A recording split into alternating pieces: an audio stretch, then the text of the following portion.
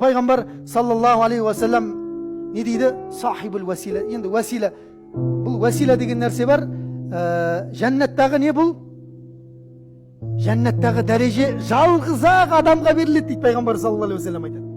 Сондықтан дейді, ва үмметім, қашан азаншының азан айтқанын естісеңіз, ол айтқандығындай қылып қайталап отырыңыз дейді.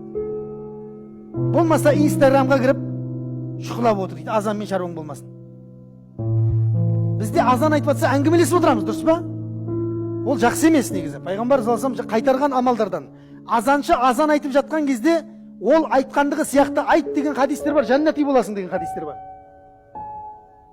Білесіздер ғой оны, сөйтіп айтады Пайғамбар саллаллаху алейхи ва саллям, азаншы айтқаннан кейін азаншының сөзін қайталаңдар, сөйтіңдер де маған бір рет салауат айтыңдар дейді. Ана қараңыздар. Кім маған бір салауат айтса, Алла оған 10 салауат рахмын төгеді дейді.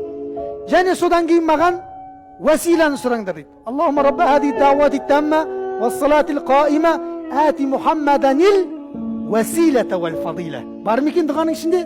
Василаны сұраңдар дейді. Ол жәннаттағы бір ғана адамға берілетін мәртебе. Мен сол адам болуын Алладан үміт етем дейді Пайғамбар саллаллаху алейхи ва саллям. Иншалла сол кісі болады, Құдай қаласа.